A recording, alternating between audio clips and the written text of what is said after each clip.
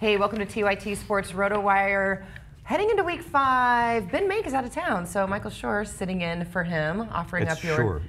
I knew you were going to say that. What is it again? I'm Michael. Yeah, Michael. Chris Liss from RotoWire. I'm Heather Ankeny. Let's just get right into working the waiver wire. Quarterbacks. I always want to start with running backs, but we're going to start with quarterbacks. Yeah. The obvious guys, Bridgewater. Yeah, Bridgewater hurt his ankle. It doesn't seem like it's going to be that big a deal. He may play Thursday, he may not, but it's tough to pick up a guy who, you know, he's iffy for this. Who's unproven and only may play anyway. Right. It's a Thursday game. Too. Right, yeah. Right. And that Atlanta, he will never in his career have a better matchup than home against that defense that he faced. I mean, he may have a 12-year career, and that will be the easiest matchup he's ever had. So he looked good. I think there's some upside long term, maybe even this year. But you know, in a 12-team, one-quarterback league, there's not a huge use for him. In a 2 QB league, obviously you pick him up. The guy I like the most is Bortles. Really? He had a good first half. You liked him last week too. I did like him. You nailed a lot of things last week, by the way. I'm here to tell you, if you're not watching this show or your friends aren't, tell them to, because Chris Liss has pretty much been nailing people to pick up weeks in advance. So there you go. And not to inflate your ego anymore. And then dropping them before they actually do well. And Ben does too. Ben was trying to give me credit for Taliaferro. I was like, yeah, I did pick him up in week 1 and I dropped him. But anyway, so Bortles. You know, he had an okay day, but what I like about him is that Jacksonville defense is not good, so he's going to have to throw. He scrambles, he moves around looking to throw, but he can also take off, kind of like Andrew Luck. Yeah. So you can get that 20, 30 yards on the ground, which is just a nice bonus. And the receivers are pretty decent. Well, that's the thing. That's what makes the difference between Bridgewater and Bortles is the receivers. I mean, you look at what's in Jacksonville. Cordero Patterson, we're not sure about. Right. He doesn't even get that many targets. It seems he's running some of the time too. But when you look at what's in Jacksonville, from Cecil Shorts on up to now Hearns, who I think has proven himself to be marketable right now. I mean, it just keeps going deeper and deeper. And they have a tight end. Kyle Rudolph is gone in Minnesota, so the tight end in Jacksonville makes that even more compelling. So there's always an out. Shorts. He's hurt again. Yeah. Marquise Lee is hurt, but Allen Robinson, Allen Hearns look okay, and Shorts and Lee should be back. I mean, hope Shorts will be back. I mean, they say he's going to be. I mean, week to week. He's week to week. And same with Lee is could be back too. Cordero Patterson's just not getting targeted at all. That's a bummer. And they're not handing it off to him, which is like Peterson's gone. Like it's weird. Obviously, we'll talk about running backs. We'll talk about the Minnesota guys to pick up, but it's Jarius Wright is getting the targets and Greg Jennings, and I agree that the way they're doing it, I think the weapons maybe slightly better in Jacksonville. I think it's close, but I'll take Bortles for the bad defense. And they're both running a little, so they're both okay. Bortles is healthy. The defense is worse in Jacksonville. And they're going to be coming back, so they're going to be, like you said before, they're going to be throwing the ball much more in the second half. What about Kyle Orton getting the start there over in Buffalo? Yeah, taking a flyer on Orton or 2 what? QB league, sure. Yeah. 1 QB league, it's hard to see. They do have weapons. Could he? I mean, this is like the 14th year we've been saying, should we take Orton? He's been almost playable before, and he was good that 1 year. He was good that one year. That's what he's made. Brandon Lloyd was the leading receiver. He's made a fortune off of that year, though. Yeah. I mean, All right. Well, moving on to running back. Then you want to just go right to Minnesota? I want to say there's one quarterback who may be out there in weird 1 QB leagues, and that's Eli Manning. For people who and people at the beginning of the year is like, forget it. This guy's done. This offense is done. You got to get rid of Eli Manning. If Eli Manning's there, just scoop him up. He's the best guy on the wire, and he's probably better than half your opponents too. And that's one of the guys that you called last week, saying that they kind of turned a corner. I did say start him. Yeah. But here's the thing. You're absolutely right, and I forgot about him because it's a Thursday game, and I just assumed by now he's owned. But they get locked in on your roster. You couldn't pick him up over the weekend. Right. So he is probably there on the wire. That's a good point. And he's by far better than any of these guys. This offense is clicking. Will Beatty, the left tackle on the Giants, Pro Football Focus grades him as the #1 left tackle in the NFL so far this year. He was the worst in the NFL last year. He's playing hurt. That is night and day, right? Justin Pugh on the other side. This offensive line is suddenly good. The timing is suddenly down. This offense is good. And Odell Beckham, the rookie, number 12 overall pick, is coming back this week. Eli is top 10 to 12 QB already. I agree. And there's upside. Would you drop Tom Brady for any of these guys? For yes, Eli? Eli for sure. Yeah. Even Bortles. Brady, I mean, I don't know. I mean, No line. One summer off doesn't dictate, but I agree. I don't know that I'd drop him for Bortles, but I would definitely. I would. Would you? Yeah. Would you drop him or would you bench him? Would you hang on to him? I mean, it's really hard to just drop Tom Brady. I turned down to trade Brady for Bortles in a 2 QB league. Yeah. That it's a little different. 1 QB league, maybe Brady's upside's a little higher if he does get it back. But look, they're healthy scratching Aaron Dobson. I mean, there's nobody to stretch the field. Right. They don't even want to. They're throwing deep to crazy. Julian Edelman. Julian Edelman is like 5'2", and he's not even fast, and they're throwing deep to him. Amendola's been invisible, right? He doesn't get any targets. He's another shrimp. Yeah. I mean, where are the big fast guys? They're being scratched. They're healthy scratches, and Gronk is still working his way back.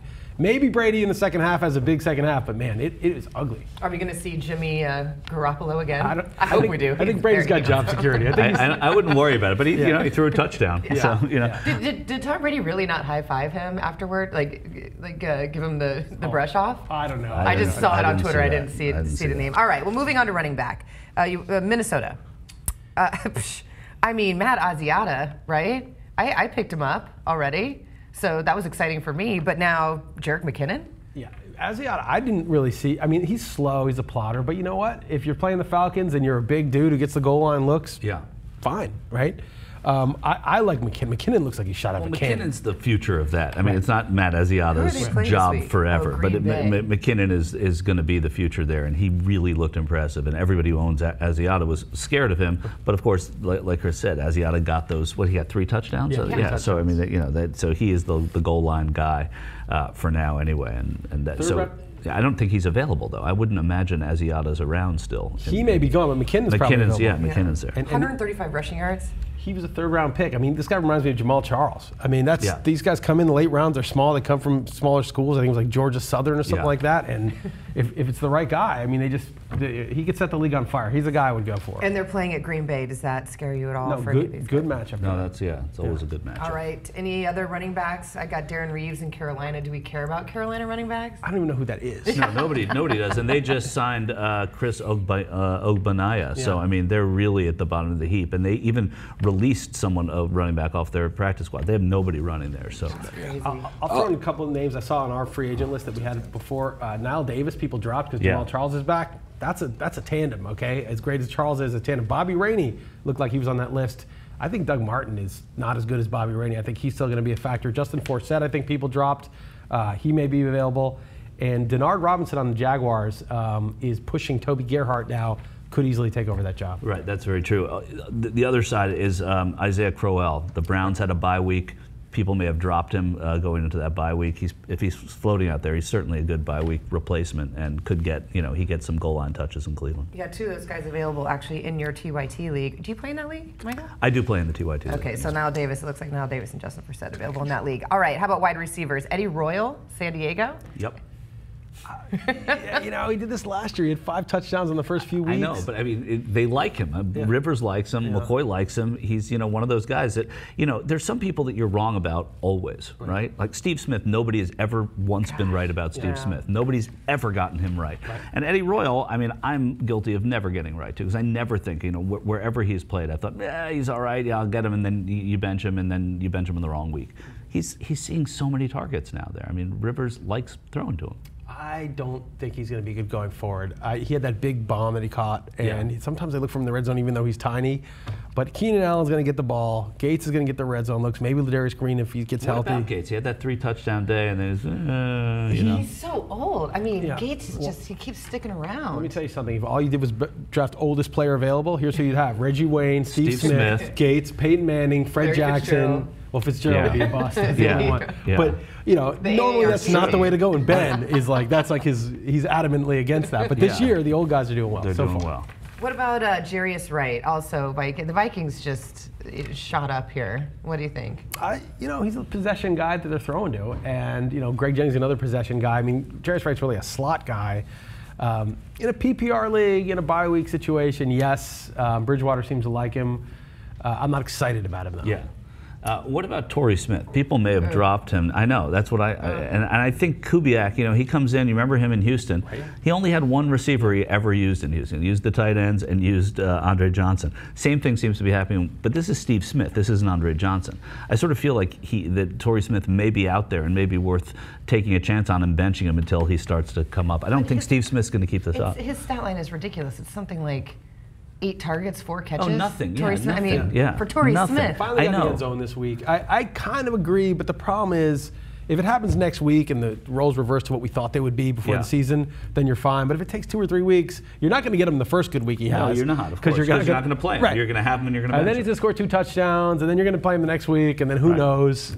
Yeah, if he's on the waiver wire, I'd probably pick him up. But anybody else out there you're targeting? Travis Kelce, who we saw last night. Do you believe in him for tight end? Yeah. Andre Holmes is the receiver I would look at. He had a good game, and he's 6'3", 220, and fast. I mean, you know, who knows who the Raiders are going to throw back their quarterback? Could be Schaub, you know, eventually.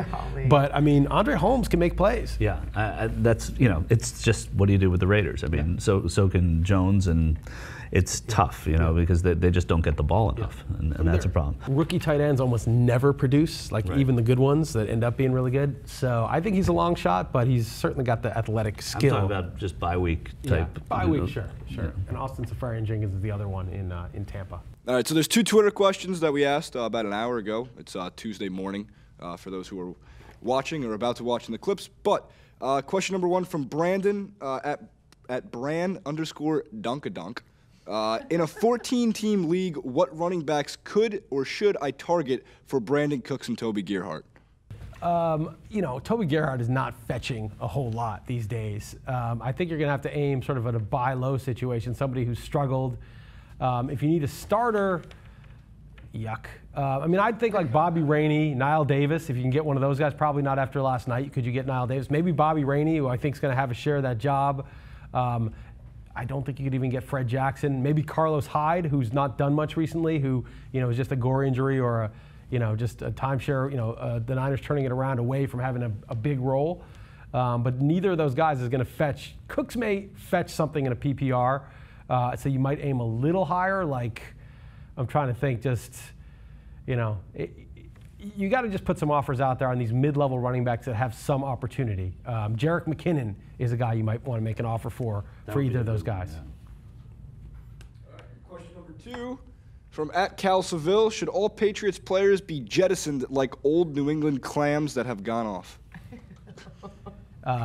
Yes. No, I mean, it's, you know, it's hard to make a case for Brady in a 1 QB 12-team league. It just is. I mean, how much more can you take when there's guys like Eli on the waiver wire? You can't use him. And Dobson, I had as a stash. I thought he was going to be good. They won't even activate him. And the running backs, you don't know who's going to do well. Tompkins is a stash. Oh yeah, he's slow too. Yeah. He's like a slower version. I mean, Edelman's probably worth keeping just because whoever's there is gonna, and it's gonna be Brady, you know. And Gronk and Edelman, you're gonna stick with, and then Vereen in a PPR, you're gonna stick with, and that's about it. All right, cool.